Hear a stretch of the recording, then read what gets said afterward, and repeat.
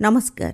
आकाशवाणी कटक आंचलिक संवाद पढ़ुछंती सरिता साहू। राष्ट्रपति द्रौपदी मुर्मू आज नुआदिल्लीर विज्ञान भवनଠାରେ प्रधानमंत्री राष्ट्रीय बाल पुरस्कार प्रदान करिवे। वीर बाल दिवस अवसर में विभिन्न क्षेत्र में सफलता पाई 18टी राज्य एवं केन्द्रशासित अंचलरू 20 जन पिलांकु एही पुरस्कार प्रदान कराजिबो। प्रधानमंत्री नरेंद्र मोदी राष्ट्रीय बाल पुरस्कार पाइथिबा पिलामानंक सहित नुआदिल्लीर भारत मंडपम ठारे भाव विनिमय करिवे। प्रधानमंत्रींकर समग्र देशर पिलामानंकु संबोधन मध्याह्न 12:30 दूरदर्शन समाचार चैनल रे सीधा प्रसारण कराजिबो। सूचना अनुसार 2022 मसियारे प्रधानमंत्री गुरु गोविंद सिंह पुत्र साहिबजादामानंकु सेमानंक साहस पई श्रद्धांजलि देबा उद्देश्य प्रतिवर्ष डिसेम्बर 26 तारिख को वीर बाल दिवस भाव पालन कराजिबानी घोषणा करथिले। भुवनेश्वर स्थित चंदकाठारे मुख्यमंत्री मोहन चरण माझी गतकाली एक अत्याधुनिक आतंकवाद विरोधी प्रशिक्षण केन्द्र उद्घाटन करिसंती। एही अवसर में माओवादी माननकु आत्मसमर्पण करी समाजर मुख्य स्रोतरे सामिल हेबाकू मुख्यमंत्री आह्वान करिसंती।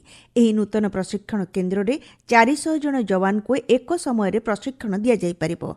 मुख्यमंत्री कहिसंती एसओजी एसआईडब्ल्यू एवं डीवीएफ रो जवान मानकर पय रिक्स अलाउंस एवं प्रोत्साहन भत्ता को मध्य वृद्धि करा जायछि। चलित डिसेम्बर मास ठारू नक्सल दमन अभियान रे प्रत्यक्ष नियोजन स्पेशल ऑपरेशन ग्रुप बा एसओजी अफसर मानकर मासिक सर्वाधिक 25,000 टंका अलाउंस पाइबे। सुबेदार और डेप्यूटी सुबेदार माने मासिक 24,000 टंका, हविलदार माने मासिक 20,000 टंका एवं कनेस्टेबल और सिपाही माने मासको 16,000 टंका ये भत्ता पाइबे।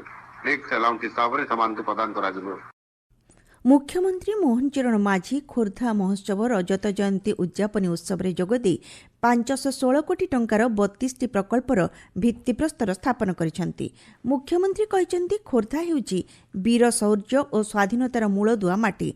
खोर्धार पाइक विद्रोह स्वाधीनता संग्राम प्रथम आंदोलन जहाँ इंग्रेज सरकार विरोध में बक्सी जगबंधु और जय राजगुरुंकर बलिदान को स्मरण कराई थाए। एही वीरत्व पाइक पुओंक मध्यरे जाग्रत करी विकसित ओडिशा गठन करने को मुख्यमंत्री आह्वान देइथिले। यात्री भड़ा को सुलभ करने एवं परिचालनागत स्थायित्व मध्य संतुलन रखा उद्देश्य आज भारतीय रेलवाई पक्षर यात्री भड़ारे परिवर्तन करा जायछि। संशोधित यात्री भड़ा अनुଯାयी उप सहरांचल रेल सेवा दर वृद्धि करा जाय नाही। उभय उप सहरांचल एवं अण उप सहरांचल मार्ग में ऋतुकालीन टिकट दर मध्य अपरिवर्तित रही। द्वितीय श्रेणी साधारण वर्ग में 215 किलोमीटर पर्यंत यात्रा भड़ारे वृद्धि करा जाय नाही। 216 किलोमीटर रु 750 किलोमीटर भड़ारे 5 टंका, 751 रु 1250 किलोमीटर 10 टंका, 1251 रु 1750 किलोमीटर 15 टंका एवं 1751 रु 2250 किलोमीटर दूरता 20 टंका वृद्धि करा जायछि। नुआ दर लागू हेबा तारीख पर यात्रा कले मध्य पूर्वरु होइतिबा टिकट पई कौनसी अतिरिक्त शुल्क लागू हेबो नाही। ओडिया भाषा साहित्य संस्कृति विभाग और गुरु केलुचरण महापात्र ओडिसी गवेषणा केन्द्र पक्षर आज भुवनेश्वर अंतर्जातीय ओडिसी नृत्य महोत्सव अनुष्ठित हेबो। आसंता 30 तारिख पर्यंत यह महोत्सव सकाळ 10टा समय राति 9टा पर्यंत चलिबो बोली आयोजकंक पक्षर कहुଯାଇଛି। मुख्यमंत्री मोहन चरण माझी ओडिसी नृत्य महोत्सव को उद्घाटन करिबार कार्यसूची रहिछि। ओडिशा राज्य भारत स्काउट्स एवं गाइड संस्था आनुकूल्य रे खोर्धाठारे चलितिबा राज्यस्तरीय जाम्बोरेट एवं स्वतंत्र ट्राइबल जाम्बोरेट गतकाली उद्यापित हो जाइछि। राज्य मुख्य कमिशनर डॉ कालीप्रसाद मिश्र जोगदे विभिन्न प्रतियोगितार श्रेष्ठ विवेचित स्काउट्स और गाइड माननकु संबोधित करथिले।